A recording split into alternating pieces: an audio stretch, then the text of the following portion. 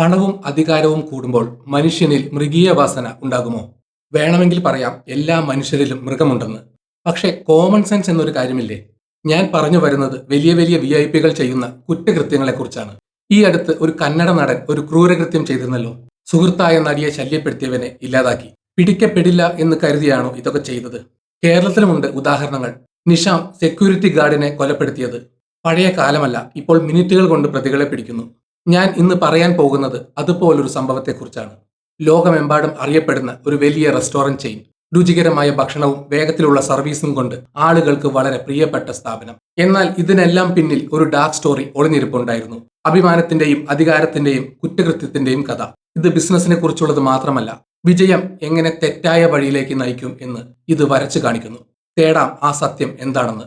Hello everyone, I am Ranjith Krishnan. Welcome back to my channel. ഇന്ന് നമ്മൾ സംസാരിക്കാൻ പോകുന്നത് ശരവണ ഭവൻ എന്ന വളരെ പ്രശസ്തമായ ഒരു റെസ്റ്റോറന്റ് ശൃംഖലയുടെ കഥയാണ്. കൂടാതെ അതുമായി ബന്ധപ്പെട്ട കുറ്റകൃത്യത്തെക്കുറിച്ചും. ഈ കഥ നിങ്ങൾക്ക് ഇൻട്രസ്റ്റിംഗ് ആയിരിക്കുമെന്ന് ഞാൻ പ്രതീക്ഷിക്കുന്നു. നമുക്ക് ഒരുമിച്ച് നമ്മുടെ യാത്ര ആരംഭിക്കാം. ഞാൻ നിങ്ങളെ കുറച്ച് പിന്നോട്ട് പഴയ കാലത്തേക്ക് കൊണ്ടുപോകട്ടെ. നമ്മുടെ കഥ ആരംഭിക്കുന്നത് തമിഴ്നാട്ടിലെ ഒരു ചെറിയ ഗ്രാമത്തിലാണ്.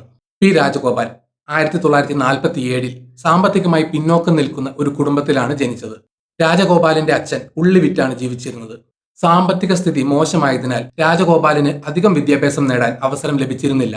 1959-60 കാലഘട്ടം 7ാം ക്ലാസ്സിന് ശേഷം രാജഗോപാൽ സ്കൂൾ വിട്ട് ഒരു റെസ്റ്റോറന്റിൽ മേശ തുടയ്ക്കുന്ന ജോലിക്ക് പോയി. എന്നിരുന്നാലും മെച്ചപ്പെട്ട ജീവിതം നയിക്കണമെന്ന ശക്തമായ സ്വപ്നം അദ്ദേഹത്തിനുണ്ടായിരുന്നു. കൗമാരപ്രായത്തിൽ മനസ്സിൽ വലിയ പ്രതീക്ഷയോടെ അദ്ദേഹം ചെന്നൈയിലേക്ക് വണ്ടി കയറി. ഇപ്പോൾ മനസ്സിൽ വരുന്ന ചോദ്യം അദ്ദേഹത്തിന്റെ ചെന്നൈയിലെ ജീവിതം എങ്ങനെ തുടങ്ങി എന്നായിരിക്കും. ആദ്യകാലങ്ങളിൽ രാജഗോപാൽ ഒരു ഹെൽപ്പറായി ജോലി ആരംഭിച്ചു.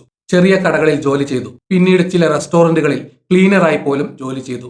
അത്ര എളുപ്പമുള്ള ജീവിതമായിരുന്നില്ല അന്നത്തേത്. 1968 ഒരു പലചരക്ക് കടയിൽ അറ്റൻഡന്റായി ജോലി ചെയ്തു. എന്നാൽ അദ്ദേഹം സ്വന്തമായി ഒരു ബിസിനസ് തുറക്കാൻ ആഗ്രഹിച്ചു. ഒടുവിൽ രാജഗോപാൽ തന്റെ പിതാവിന്റെയും അളിയന്റെയും സഹായത്തോടെ സ്വന്തമായി പലചരക്ക് കട തുറക്കുന്നു.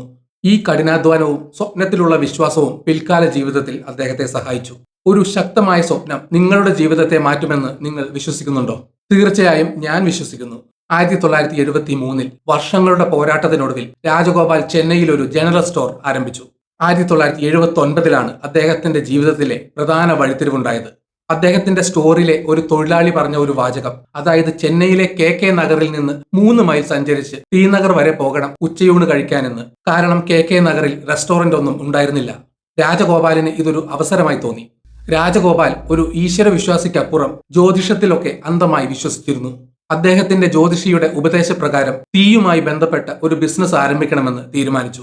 വലിയ ലാഭമൊന്നുമില്ലാത്ത പലചരക്ക് കച്ചവടം വരുത്തിയ കടവും റെസ്റ്റോറന്റ് ബിസിനസിന്റെ ബാലപാഠം പോലും മനസ്സിലാക്കാതെ രാജഗോപാൽ മദ്രാസിൽ, ഇന്നത്തെ ചെന്നൈയിൽ, തന്റെ ആദ്യത്തെ റെസ്റ്റോറന്റ് ശരവണ ഭവൻ തുറക്കുന്നു. ആശയം ലളിതമായിരുന്നു. നിരവധി ആളുകൾക്ക് രുചികരവും സ്വീകാര്യവുമായ വിലയിലും ഭക്ഷണം വിളമ്പാൻ രാജഗോപാൽ ആഗ്രഹിച്ചു. നല്ല ഭക്ഷണം എല്ലാവരുടെയും ജീവിതത്തിൽ സന്തോഷം നൽകുമെന്ന് അദ്ദേഹം വിശ്വസിച്ചു.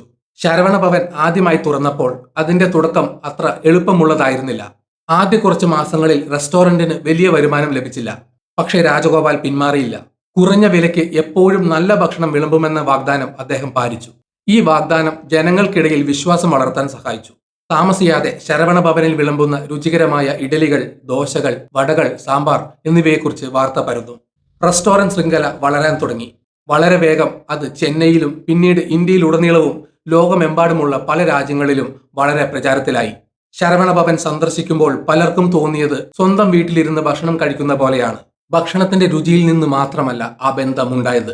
രാജഗോപാൽ തന്റെ തൊഴിലാളികളോട് കാണിച്ച കരുതൽ മൂലവും അത് സംഭവിച്ചു. അദ്ദേഹത്തിന്റെ ജീവനക്കാർ വെറും തൊഴിലാളികളല്ല, കുടുംബം പോലെയായിരുന്നു. നല്ല ശമ്പളം, ആരോഗ്യ സംരക്ഷണം, കുട്ടികളുടെ വിദ്യാഭ്യാസം എന്നിവ നൽകി അദ്ദേഹം അവരെ പരിപാലിച്ചു. അദ്ദേഹത്തിന്റെ പല ജീവനക്കാരും അദ്ദേഹത്തെ അണ്ണാച്ചി എന്നാണ് വിളിച്ചിരുന്നത്. അണ്ണാച്ചി എന്നാൽ ജ്യേഷ്ഠൻ. തന്റെ ബിസിനസ്സിലൂടെ അദ്ദേഹം നിരവധി ആളുകളുമായി വളരെ അടുത്ത ബന്ധം സ്ഥാപിച്ചിട്ടുണ്ടെന്ന് ഇത് കാണിക്കുന്നു. രാജഗോപാലിന്റെ നേതൃത്വത്തിൽ ശരവണ ഭവൻ വളരെ വേഗത്തിൽ വളർന്നു. ഇന്ത്യയിലും മറ്റ് 20-ലധികം രാജ്യങ്ങളിലും ഇപ്പോൾ നിരവധി ശാഖകളുള്ള ഒരു റെസ്റ്റോറന്റുകളുടെ ശൃംഖലയായി ഇത് മാറി. നിങ്ങൾ ചെന്നൈയിലായാലും ലണ്ടനിലായാലും ന്യൂയോർക്കിലായാലും ശരവണ ഭവൻ അതിന്റെ ജനപ്രിയ ഭക്ഷണം വിളമ്പുന്നത് നിങ്ങൾക്ക് കാണാൻ കഴിയും. ഒരു ചെറിയ ഗ്രാമത്തിൽ ആരംഭിച്ച ഈ കഷ്ടതകളുടെ കഥ ഇപ്പോൾ ഒരു ആഗോള ബ്രാൻഡിന്റെ കഥയായി മാറി. ആ ദൃഢനിശ്ചയവും വിജയവും എല്ലാവരെയും ആകർഷിച്ചിട്ടുണ്ടെന്ന് ഉറപ്പുണ്ട്. എന്നാൽ ഓരോ കഥയ്ക്കും ഒന്നിലധികം വശങ്ങളുണ്ട്. റെസ്റ്റോറന്റ് ശൃംഖല വളർന്നപ്പോൾ രാജഗോപാലിന്റെ ജീവിതം വളരെ ഇരുണ്ട വഴിത്തിരിവിലേക്ക് നീങ്ങുകയായിരുന്നു. ഇത്രയും നേരം ഒരു ഹീറോ പരിവേഷം ഉണ്ടായിരുന്ന രാജഗോപാൽ ഇനി അങ്ങോട്ട് ഒരു ക്രൂരനായ വില്ലൻ ആവുകയാണ്. ഇനി പറയാൻ പോകുന്നത് കഥയിലെ വളരെ ഗുരുതരമായ കുറ്റകൃത്യത്തിനെ കുറിച്ചാണ്.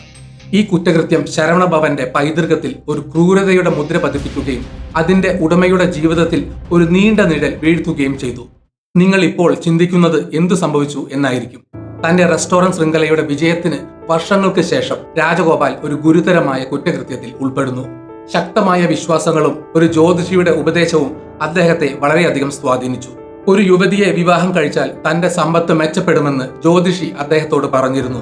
ഇവിടെയാണ് കഥ ഗുരുതരമായ വഴിത്തിരിവിലേക്ക് നീങ്ങുന്നത്. പരാമർശിച്ച സ്ത്രീയുടെ പേര് ജീവജ്യോതി എന്നായിരുന്നു. രാജഗോപാലിന്റെ ഒരു ജീവനക്കാരന്റെ മകൾ. രാജഗോപാൽ 2 തവണ വിവാഹിതനാണെങ്കിലും അവളെ 3ാം ഭാര്യയാക്കണമെന്ന് അദ്ദേഹത്തിന് ശക്തമായ ആഗ്രഹമുണ്ടായിരുന്നു. ഒരു സാധാരണക്കാരന്റെ സ്ഥാനത്ത് നിന്ന് ഒന്ന് സങ്കല്പിച്ചു നോക്കൂ. അധികാരവും പണവുമുള്ള ഒരാൾ അത്തരമൊരു ആവശ്യം ഉന്നയിക്കുമ്പോൾ അത് വളരെയധികം കുഴപ്പങ്ങൾ സൃഷ്ടിക്കും. അതൊരു ദുരന്തത്തിൽ എത്തിച്ചേരും. എന്നാൽ ജീവജ്യോതി ഒരിക്കലും രാജഗോപാലിനെ വിവാഹം കഴിക്കാൻ ആഗ്രഹിക്കില്ല. പ്രിൻസ് ശാന്തകുമാർ എന്ന വ്യക്തിയെ അവർ ഇതിനകം വിവാഹം കഴിച്ചിരുന്നു. താൻ ആഗ്രഹിച്ച സ്ത്രീ ഇതിനകം വിവാഹിതയാണെന്ന് രാജഗോപാലിന് മനസ്സിലായപ്പോൾ അദ്ദേഹത്തിന്റെ കോപം വർദ്ധിച്ചു. നിങ്ങൾക്ക് പരിചയമില്ലാത്ത ഒരാൾ നിങ്ങളുടെ ഇഷ്ടത്തിന് വിരുദ്ധമായി ഒരു തീരുമാനമെടുക്കാൻ നിങ്ങളെ നിർബന്ധിച്ചാൽ നിങ്ങൾ എന്തു ചെയ്യും? അത് ശരിയല്ലെന്ന് പറയാൻ എളുപ്പമാണ്. ഈ കേസിൽ സംഭവിച്ചത് ഇതാണ്. ഇല്ല എന്ന് അംഗീകരിക്കുന്നതിന് പകരം രാജഗോപാലിന്റെ പ്രവർത്തനങ്ങൾ ഇരുണ്ട വഴിത്തിരിവായി. ഒരു തരത്തിലും സ്വീകാര്യമല്ലാത്ത രീതികൾ രാജഗോപാൽ ഉപയോഗിക്കാൻ തുടങ്ങി. ജീവജ്യോതിയെയും കുടുംബത്തെയും സമ്മർദ്ദത്തിലാക്കാൻ അദ്ദേഹം തന്റെ അധികാരം ഉപയോഗിച്ചു. ഒരു ഘട്ടത്തിൽ രാജഗോപാൽ ജീവജ്യോതിയുടെ ഭർത്താവിനെതിരെ കടുത്ത നടപടികൾ സ്വീകരിക്കാൻ പദ്ധതിയിട്ടപ്പോൾ കാര്യങ്ങൾ കൂടുതൽ അപകടകരമായി. 2001 ഈ അപകടകരമായ പദ്ധതി യഥാർത്ഥ കുറ്റകൃത്യമായി മാറി. രാജഗോപാൽ തന്റെ ചില ജോലിക്കാരോട് പ്രിൻസ് ശാന്തകുമാറിനെ തട്ടിക്കൊണ്ടുപോയി കൊലപ്പെടുത്താൻ ഉത്തരവിട്ടു. ഏതാനും ദിവസങ്ങൾക്ക് ശേഷം പശ്ചിമഘട്ട പർവ്വതനിരകളിലെ ഒരു റിസോർട്ടിന് സമീപം കഴുത്ത് ധരിച്ച് കൊല്ലപ്പെട്ട നിലയിൽ അദ്ദേഹത്തിന്റെ മൃതദേഹം കണ്ടെത്തി. ക്രൈം ഗുരുതരമായിരുന്നു. പലരെയും ഞെട്ടിച്ചു. വാർത്ത തീയായി കത്തിപ്പടരുന്നു. അധികാരവും പണവും ഉപയോഗിച്ച് ഒരാളെ ഇല്ലാതാക്കിയിരിക്കുന്നു. പോലീസ് അന്വേഷണം നടത്തി. താമസിയാതെ ശാന്തകുമാറിനെ ശ്വാസം മുട്ടിച്ച് കൊലപ്പെടുത്തിയതാണെന്നതിന് തെളിവുകൾ കണ്ടെത്തി. കേസ് കോടതിയിലെത്തി. നീണ്ട വിചാരണയ്ക്ക് ശേഷം രാജഗോപാൽ കുറ്റക്കാരനാണെന്ന് കണ്ടെത്തി. കഥയുടെ ഈ ഭാഗം വളരെ അസ്വസ്ഥത ഉളവാക്കുന്നതാണെന്ന് എനിക്കറിയാം. പ്രശസ്തമായ ഒരു റെസ്റ്റോറന്റ് ശൃംഖല നിർമ്മിച്ച ഒരാൾക്ക് എങ്ങനെ ഇത്ര ഭയാനകമായ ഒരു കാര്യം ചെയ്യാൻ കഴിയുമെന്ന് മനസ്സിലാക്കാൻ പ്രയാസമാണ്. എന്നാൽ ചരിത്രത്തിൽ നിന്ന് പഠിക്കേണ്ടത് പ്രധാനമാണ്. വലിയ വിജയം പോലും നിയമം ലംഘിക്കാനോ മറ്റുള്ളവരെ വേദനിപ്പിക്കാനോ ഉള്ള ഒരു മാർഗമല്ല. നിങ്ങൾ ആരായാലും നിങ്ങൾ തെറ്റ് ചെയ്താൽ അനന്തരഫലങ്ങൾ ഉണ്ടാകും. വിചാരണയ്ക്ക് ശേഷം കോടതികൾ രാജഗോപാലിന് ജീവപര്യന്തം തടവ് വിധിച്ചു. പ്രിൻസ് ശാന്തകുമാറിന്റെ മരണത്തിന് രാജഗോപാലാണെന്ന് ഉത്തരവാദിയെന്നും ജീവിതകാലം മുഴുവൻ അദ്ദേഹം ജയിലിൽ കഴിയണമെന്നും കോടതി വിധിച്ചു. ഇന്ത്യയിലും ലോകമെമ്പാടുമുള്ള നിരവധി ആളുകൾ ഈ കേസിനെ കുറിച്ച് വായിക്കുകയും വളരെ കാലം ഇതിനെക്കുറിച്ച് ചർച്ച ചെയ്യുകയും ചെയ്തു. നിങ്ങളും ഇതിനെക്കുറിച്ച് ചിന്തിക്കുമെന്നും സ്വയം ചോദിക്കുമെന്നും ഞാൻ പ്രതീക്ഷിക്കുന്നു. ശിക്ഷിക്കപ്പെട്ടതിന് ശേഷവും കഥ പെട്ടെന്ന് അവസാനിച്ചില്ല. ശിക്ഷ സ്ഥിരീകരിക്കുന്നതിന് ശേഷവും കോടതിയിലെ കാലതാമസവും വാദങ്ങളും കാരണം വർഷങ്ങളോളം രാജഗോപാലിന് ജയിലിൽ കൂടുതൽ സമയം ചെലവഴിക്കേണ്ടി വന്നില്ല. അനാരോഗ്യം ചൂണ്ടിക്കാട്ടി നിയമത്തിന് മുന്നിൽ കീഴടങ്ങുന്നതിന് മുമ്പ് രാജഗോപാൽ കൂടുതൽ സമയം നേടാൻ ശ്രമിച്ച നിരവധി നിയമ പോരാട്ടങ്ങൾ ഉണ്ടായിരുന്നു. ഒടുവിൽ 2019 ഇന്ത്യയുടെ സുപ്രീം കോടതി അദ്ദേഹത്തിന്റെ ജീവപര്യന്തം തടവ് ശരിവെക്കുകയും കീഴടങ്ങാൻ ഉത്തരവിടുകയും ചെയ്തു. മുഖത്ത് ഓക്സിജൻ മാസ്ക് ധരിച്ച് ആംബുലൻസിൽ അദ്ദേഹം കീഴടങ്ങിയ ദിവസമെത്തി. വളരെ നാടകീയമായ ഒരു രംഗമായിരുന്നു അത്. പല വാർത്താ ചാനലുകളും അത് റിപ്പോർട്ട് ചെയ്തു.